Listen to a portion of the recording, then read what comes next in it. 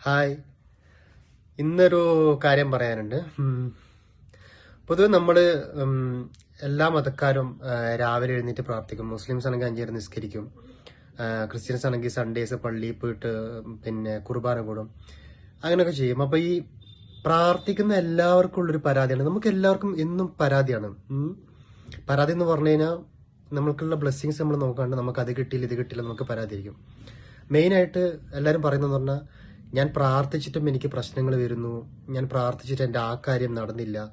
ഇങ്ങനെ ഒരുപാട് നമ്മൾ പ്രാർത്ഥിക്കുന്നു, പിന്നെ നമ്മൾ ഇതിനെക്കുറിച്ച് നമ്മൾ വ്യാകുലപ്പെട്ടിട്ട് നമ്മളത് പറ്റുന്നില്ലല്ലോ, എന്തുകൊണ്ടാണ് ഞാൻ പ്രാർത്ഥിച്ചിട്ട് എനിക്കിത് സാധ്യമാകാത്തത് എന്നൊക്കെ പറയുന്നേക്കാം.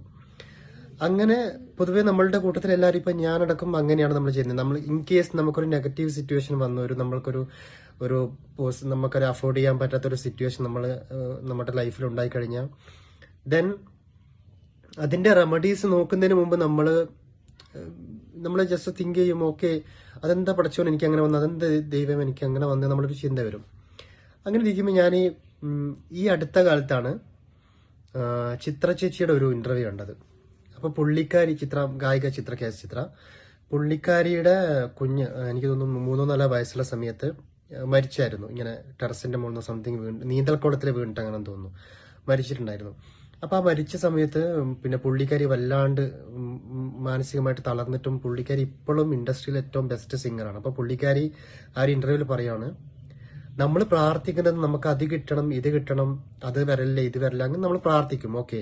പക്ഷെ നമ്മുടെ ലൈഫിൽ ഒരു സിറ്റുവേഷൻ വരുമ്പോൾ നമ്മൾ പ്രാർത്ഥിക്കുന്നത് മെയിനായിട്ട് എന്തിനാ, ഈ സിറ്റുവേഷൻ തരണം ചെയ്യാൻ എനിക്ക് പറ്റണേന്ന് ആലോചിച്ചിട്ട്. കാരണം നമ്മളിങ്ങനെ ഒഴുകിപ്പോകും, നമ്മളിങ്ങനെ ലൈഫിൽ പോയിക്കൊണ്ടിരിക്കുമ്പോൾ ഒരു സിറ്റുവേഷൻ വരുമ്പോൾ നമ്മൾ തളരാണ്ട് അത് ഫേസ് ചെയ്യാനുള്ള എനർജി എനിക്ക് തരണമേ പടച്ചോനല്ലേ ദൈവമേ എന്ന് നമ്മൾ പ്രാർത്ഥിക്കുക. അതാണ് അതിന്റെ ഒരു ശക്തി. നമ്മൾ പ്രാർത്ഥിക്കുന്നതിന്റെ മെയിൻ കാരണം എന്തുവാ, ചിത്ര ചേച്ചി പറഞ്ഞ ഇങ്ങനെയാണ്. അതായത് നമ്മൾ ആ പ്രാർത്ഥിക്കുന്നത് കൊണ്ട് ഒരിക്കലും നമ്മൾക്കൊരു പ്രീ കൺസെപ്ഷൻ വെച്ചിട്ട് നമുക്കൊരു പ്ലാനിങ് വെച്ചിട്ട് നമുക്ക് പോവുമെങ്കിൽ നമുക്ക് അറിയത്തില്ല നമ്മളുടെ ലൈഫിലെ വാട്ട് ഈസ് നെക്സ്റ്റ് നമുക്ക് അറിയത്തില്ല. സോ വരുന്നത് വരും.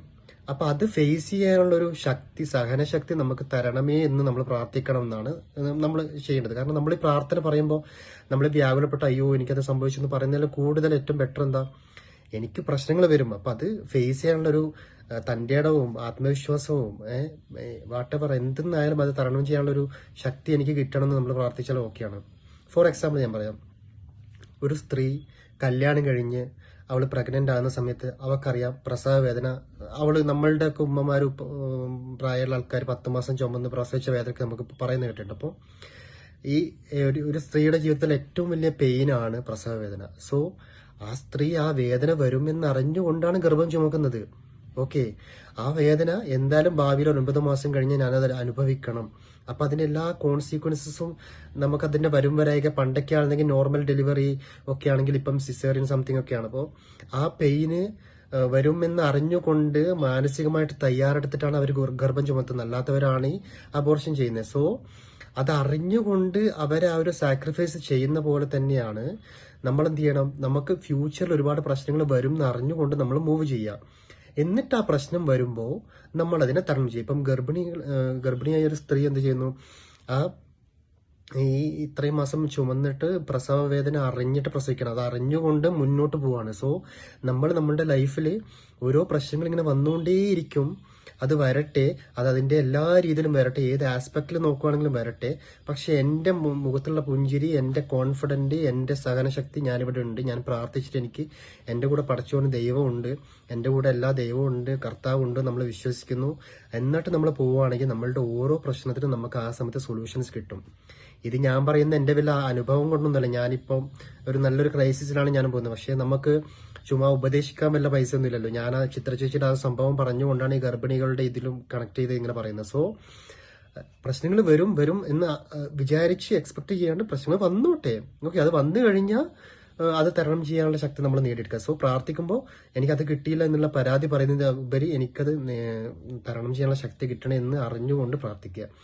സോ നമ്മുടെ ലൈഫിൽ നമുക്കറിയാം നമ്മൾ എത്ര കാലം ജീവിക്കുന്നു ഒന്നും നമുക്കറിയത്തില്ല.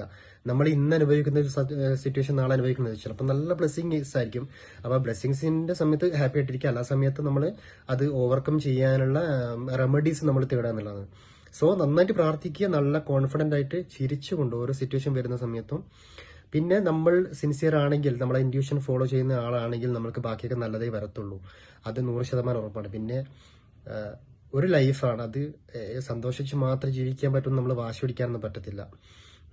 പിന്നെ നമ്മുടെ ചോയ്സ് ആണ് അത്, നമ്മളത് ഏത് ആസ്പെക്റ്റിൽ എടുത്ത് നമ്മൾ അതിന് തരണം ചെയ്യുന്നത് നമ്മുടെ ചോയ്സ് ആണ്. സോ അത് വെച്ചിട്ട് മുന്നേറുക.